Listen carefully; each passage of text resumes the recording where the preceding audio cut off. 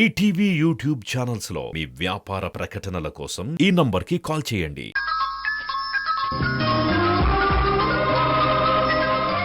రేపు ఆర్గ్యుమెంట్స్ ఉన్నాయి, అందుకే ఇక్కడ హైకోర్టు కేసు మీకు హ్యాండ్ ఓవర్ చేసి వెళ్దామని వచ్చాను. ఓకే, నీ కేసు నేను చూస్తాను. ఆ కేసు తాలూకు ఫైల్ డీటెయిల్స్ అన్నీ ఇందులో ఉన్నాయి మేడం.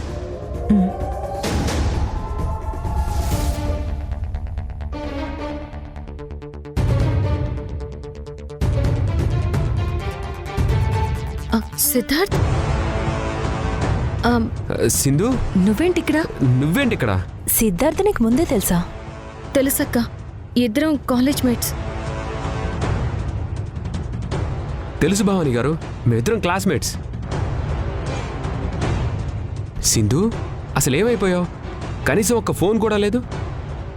ఆ రోజు డాక్టర్ విషయంలో గెస్ట్ హౌస్కి వచ్చి నన్ను కలిసావు. నీకోసం యష్ గౌతమ్ రాగానే వెంటనే వెళ్ళిపోయావు. తర్వాత ఏం జరిగిందో నాకు తెలీదు. నీకోసం చాలా ట్రై చేశాను. నీ గురించి టీవీలో సోషల్ మీడియాలో వస్తున్న కథనాలు చూసి చాలా షాక్ అయ్యాను. అసలు ఏమైంది సింధు? రిషి శశి నా పిల్లలే అన్న నిజం తెలుసుకోవడం కోసమే ఎన్ని రోజులు పరిగెత్తాను. నిజం తెలుసుకున్నాను, ఆధారాలు సంపాదించుకున్నాను. కానీ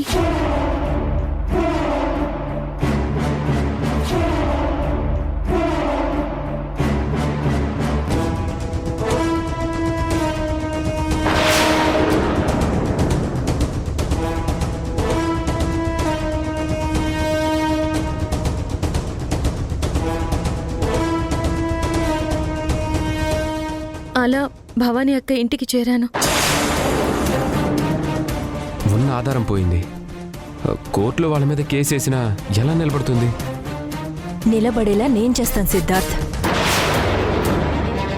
సింధు కేసు కోర్టు తీసుకునేలా గ్రౌండ్ నేను ప్రిపేర్ చేస్తాను.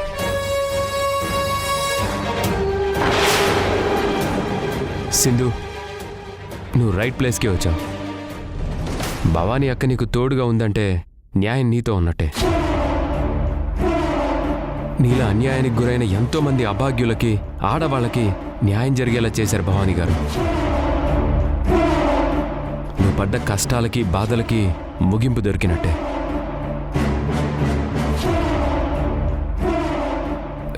రిషి శశి ఈ అమ్మని చేరే రోజు త్వరలోనే వస్తుంది. భవానీ గారు తలుచుకుంటే బ్రహ్మాండాన్ని బద్దలు కొట్టి నిజాలు బయటికి తీస్తారు. భవానీ గారు డేర్ డెవిల్.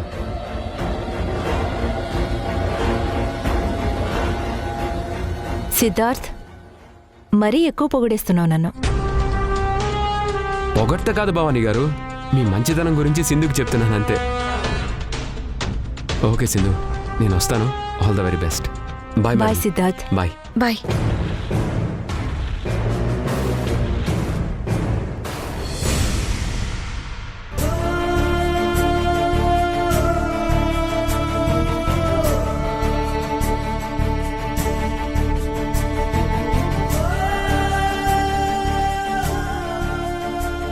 అమ్మ లేదేంటి? ఎక్కడికి వెళ్ళింది?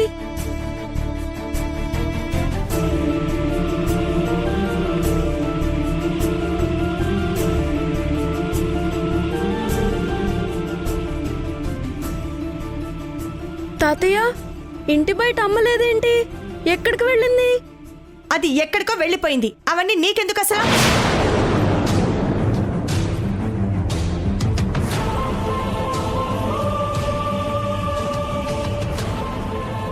ఎందుకు దాము రిషి మీద కోప్పడతావు? మంచిగా చెప్పొచ్చు కదా. సింధు విషయంలో నేను ఏం చెప్పినా అది నీకు చెడుగానే ఉంటుంది కదా. అందుకే రిషికి నువ్వే చెప్పు మంచిగా. మీ అమ్మ ఎటు వెళ్ళిందో తెలియక మేమందరం కంగారు పడుతున్నాం రిషి. మా అమ్మకేమన్నా అయిందా తాతయ్య? దానికేం కాదురా, ఏమైనా అయితే దానివల్ల మనకవుతుంది.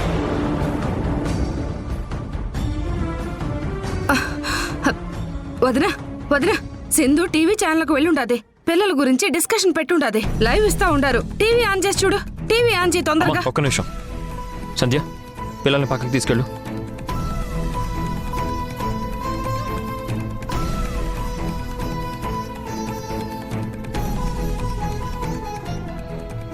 రోజు మన ముందు తన కన్న బిడ్డల కోసం నిరాహార దీక్షకు దిగిన తల్లి ఉన్నారు. అసలు ఏం జరిగిందో తన మాటల్లోనే విందాం. చెప్పండి సింధు గారు, మీ పిల్లల కోసం మీరు నిరాహార దీక్ష చేయాల్సిన పరిస్థితి ఎందుకు వచ్చింది? నాకు పుట్టిన పిల్లల్ని పురిట్లోనే నాకు తెలియకుండా ఎత్తుకెళ్ళిపోయారు.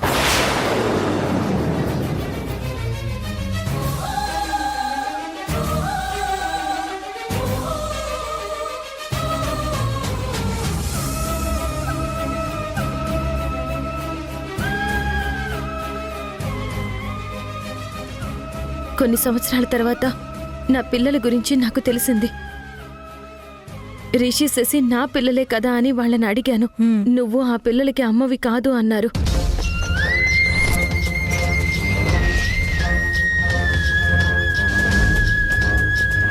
ఆ పిల్లలు నా పిల్లలే. ఆ నిజాన్ని నేను నాకు డెలివరీ చేసిన డాక్టర్ ద్వారా తెలుసుకున్నాను. నీకు కవలలు పుట్టారమ్మా, ఒక బాబు ఒక పాప.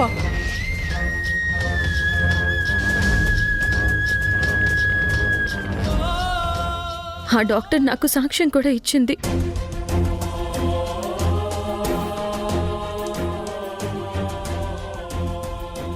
నాకు నిజం తెలిసింది. రిషి శశి నా పిల్లలే. నా పిల్లల్ని నాకు అప్పచెప్పండి అని అడిగాను. నా పిల్లల్ని నీకివ్వం, నీకు దిక్కున్న చోట చెప్పుకోమని నన్ను ఇంట్లో నుంచి గెంటేశారు.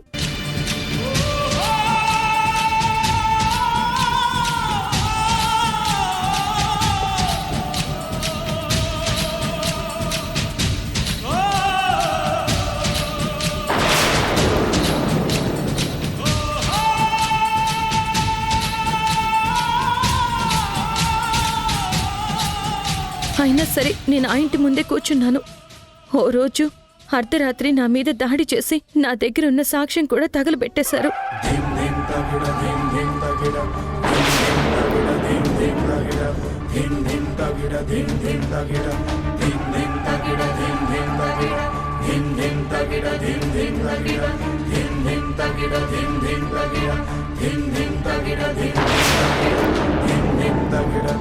అయినా నా పిల్లల కోసం పట్టు వదలకుండా అక్కడే ఉన్నాను.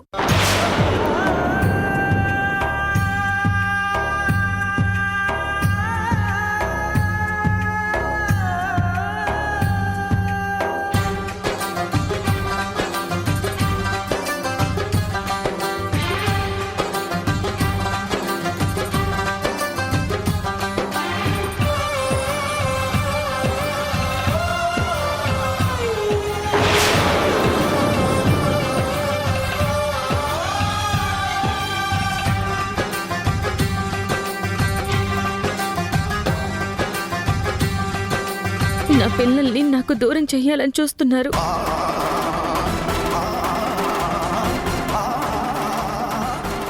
వాళ్ళని ఎక్కడికైనా పంపించేసి నేను నా పిల్లల్ని ఏదో చేశానని నన్ను జైల్లో పెట్టించాలని కూడా చూశారు.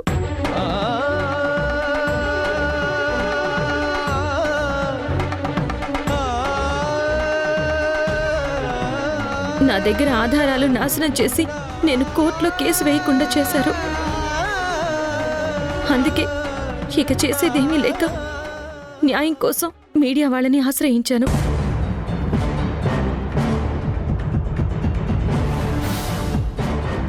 విన్నారుగా సింధు చెప్పింది? ఆడది ఒక అమ్మ అని కూడా చూడకుండా తన పట్ల ఎంత అమానుషంగా ప్రవర్తించారో. అలాంటి వాళ్ళని అస్సలు వదలకూడదు.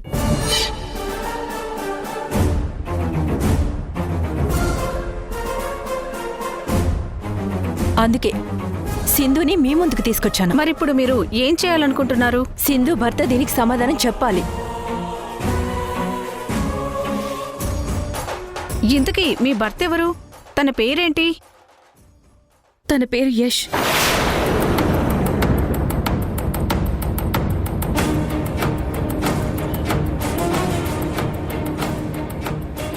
యష్ అంటే Sunanda Rangarajan project take over చేసిన యషేనా? అవును, తనే.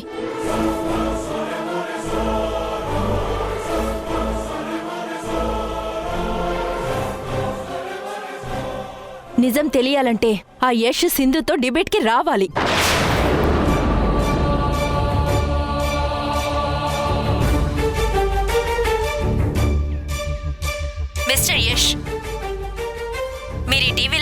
మొత్తం చూస్తున్నారనే అనుకుంటున్నాను. పిల్లల్ని ఎందుకు తన తల్లికి అప్పగించట్లేదు? మీ వాదనేంటో ఛానల్కొచ్చి ఇక్కడ డిబేట్లో పాల్గొని చెప్పండి.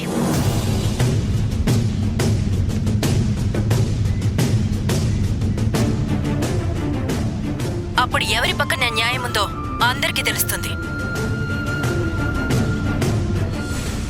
యష్, మీరు దీన్ని లైవ్ లో చూస్తున్నట్లయితే దీనికి మీరు స్పందించాలి.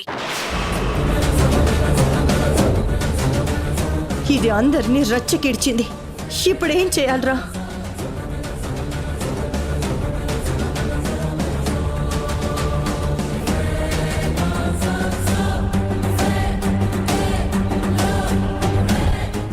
అయిపోయిందమ్మా, అంతా అయిపోయింది. సింధు టీవీకెక్కి ఉన్న కొద్ది మనశ్శాంతిని కూడా నాశనం చేసింది. నా పరువు మర్యాదని దెబ్బతీసింది. పిల్లల్ని నా నుంచి దూరం చేయాలని చూడటమే కాకుండా మన ఇంటి పరువు ప్రతిష్టను కూడా మంట కలపాలని చూస్తుంది.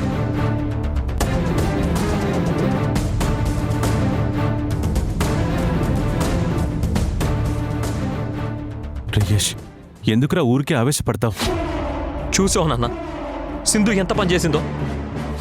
నేను తనతో డిబేట్కి రావాలంట. మరి ఇంకేం చేస్తుందిరా? తనకి నిజం తెలిసినా కూడా మనం తన పిల్లల్ని తనకివ్వడం లేదు. అమ్మగా తన బిడ్డలు తనతో ఉండాలని తనకుండదా చెప్పు? పంతాలకి పోయి సమస్యని ఇంకా పెద్ద చేయకండ్రా. చూడు, పెద్దవాడిగా చెప్తున్నాను, జరిగిందంతా మర్చిపోయి తన పిల్లల్ని తనకు అప్పచెప్పరా. ఏంటి చంద్ర నువ్వనేది? తప్పు చేశామని ఒప్పుకొని దాని పిల్లల్ని దానికి అప్పచెప్పాలా?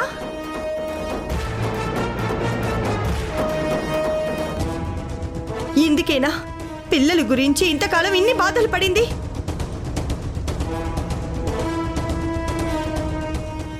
మన వారసుల్ని దానికి అప్పచెప్పడానికైనా ఇన్ని కష్టాలు ఎదుర్కొంది? నేను ఒప్పుకోను.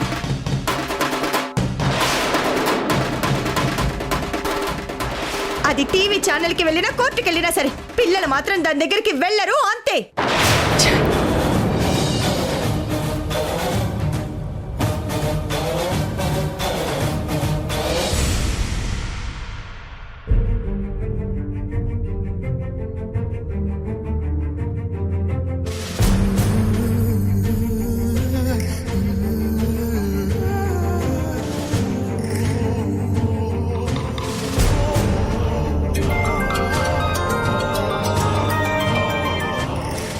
హలో యష్, సింధు నీ ఫస్ట్ వైఫా? ఇప్పుడే ఈటీవీ న్యూస్లో చూశాను. ఆయన ఫస్ట్ వైఫ్ ఉండగా సెకండ్ మ్యారేజ్ ఎలా చేసుకున్నావు నువ్వు?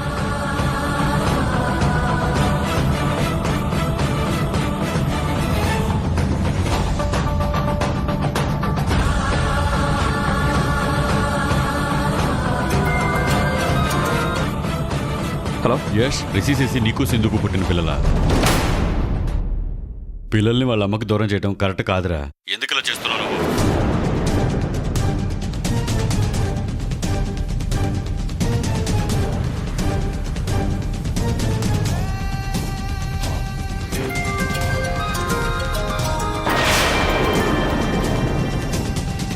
యష్, నీ ఫ్యామిలీ అంతా సింధుకి ఇంత అన్యాయం చేశారా? తన పిల్లల కోసం నిరాహార దీక్ష కూడా చేసిందంట. తప్పు యష్, సింధుని బాధపడటం చాలా పెద్ద తప్పు. పిల్లల్ని సింధుకి అప్పచెప్పు. రే, ఏంట్రా అప్పచెప్పేది? అసలు మా ఫ్యామిలీ మ్యాటర్ మీకెందుకురా? పెట్టే ఫోన్.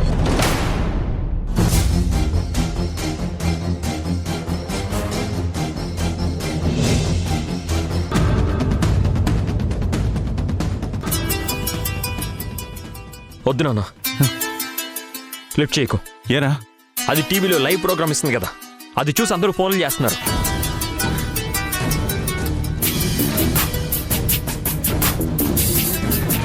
యష్, సింధు నీ ఫస్ట్ వైఫా?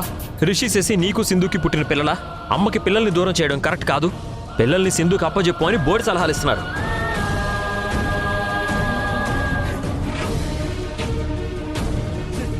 నువ్వన్నది కరెక్టేరా. అది మనల్ని బజార్కి ఈడవాలని కంకణం కట్టుకుంది. 4 గోడల మధ్య ఉండే వ్యవహారాన్ని 4 దిక్కులు పాకేలా చేసుండాది.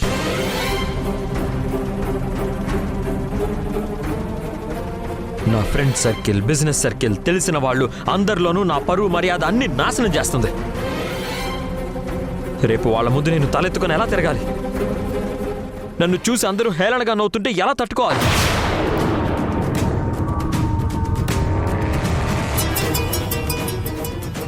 యష్, మీ సునంద మేడం కాల్ చేస్తుందిరా.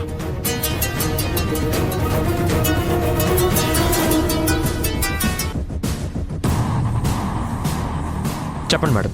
యష్, నీతో మాట్లాడాలి. అర్జెంటుగా ఆఫీస్కి రా. మేడం, ప్రెసెంట్ నా మూడేం బాగోలేదు, తర్వాత వస్తాను. లేదు యష్, ఇప్పుడే వచ్చి తీరాలి. చాలా ఇంపార్టెంట్ విషయం. ఓకే మేడం, వస్తాను. ఓకే.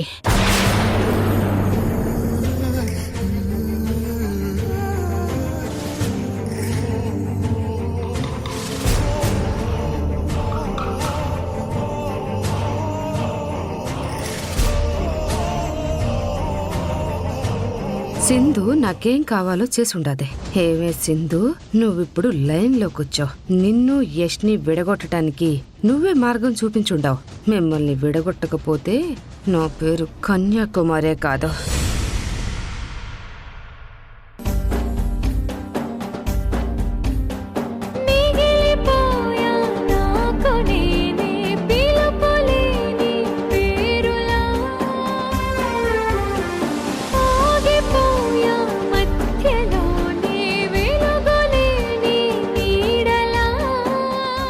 రిషి శశి, మీ అమ్మగా మిమ్మల్ని దగ్గరికి తీసుకుని నా గుండెలకి హత్తుకొని తనివి తీరా ఆనందపడాలని ఉంది.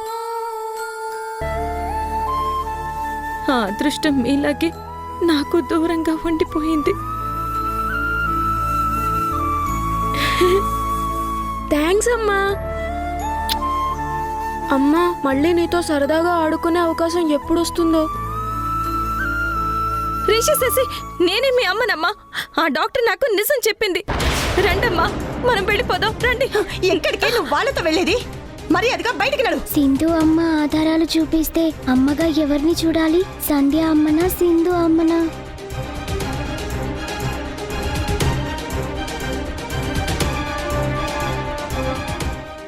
నీ పిల్లల గురించి బాధపడుతున్నావా సింధు?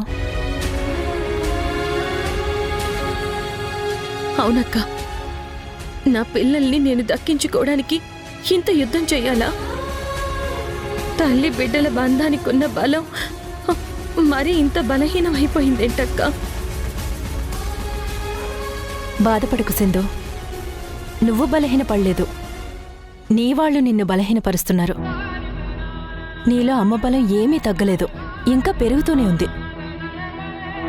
అక్క, ఒక ఆడదాని జీవితానికి ఎందుకు ఇన్ని సవాళ్ళు? ఎందుకంటే తల్లిగా, చెల్లిగా, భార్యగా, అక్కగా, వదినగా ఇలా ఎన్నో బాధ్యతల్ని తన భుజాల మీద వేసుకుని మోస్తుంది కాబట్టే ఇలా ఎన్నో సవాళ్లు ఎదురవుతూ ఉంటాయి. ఆడదానికి సహనం ఎక్కువ సింధు. ఓపికతో మనం ఉంటాం కాబట్టే కష్టాలు మనల్ని కలవరపెడతాయి. నీ లైఫ్ చూస్తుంటే అందరి ఆడవాళ్ళ జీవితాల్లో ఉండే కష్టాలన్నీ నీ ఒక్కదాని జీవితంలోనే కనిపిస్తున్నాయి. కానీ నువ్వు ప్రత్యేకం. ఎందుకో తెలుసా? చాలామంది ఆడవాళ్ళు వాళ్ళ జీవితాల్లో ఎదురయ్యే సవాళ్లు, కష్టాల్ని ఎదుర్కోలేక రాజీ పడతారు, లేదా ఆ జీవితాన్ని వదులుకొని వెళ్ళిపోతారు. కానీ నువ్వలా కాదు. ధైర్యంగా నిలబడ్డావు, పోరాటం చేస్తున్నావు. ఇది చాలా గొప్ప విషయం సింధు. నీలాంటి ఆడవాళ్లు చాలా అరుదుగా ఉంటారు. భవానమ్మా, నేను ఊరు నుంచి వచ్చేసినాను.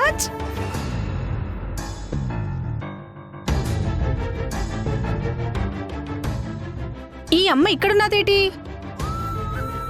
సింధు, నీకు తెలుసా? ఓలమ్మో, ఈ అమ్మ నేను టీవీలో చూసినాను కదేటి?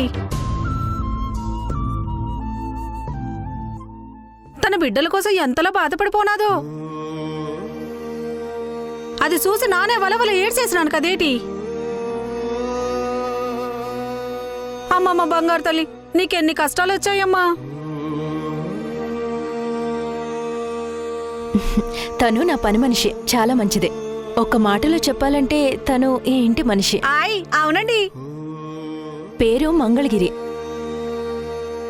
నేను మంగళ అని పిలుస్తుంటాను. మంగళ, ఇక నుంచి సింధు కూడా మనతో పాటు ఇక్కడే ఉంటుంది. అట్టాగేనండి. నేను ఆల్రెడీ వంట చేసేసాను, వెళ్ళి భోజనం వడ్డించు.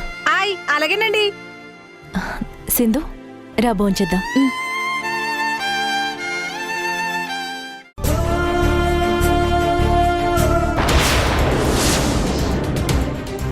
తీసుకో శశి. నాకొద్దు. నువ్వు హంతకురాలి వంట కదా, నానమ్మ చెప్పింది. శశి అడిగే ప్రశ్నలకి నేను ఏమని సమాధానం చెప్పాలి మావయ్య?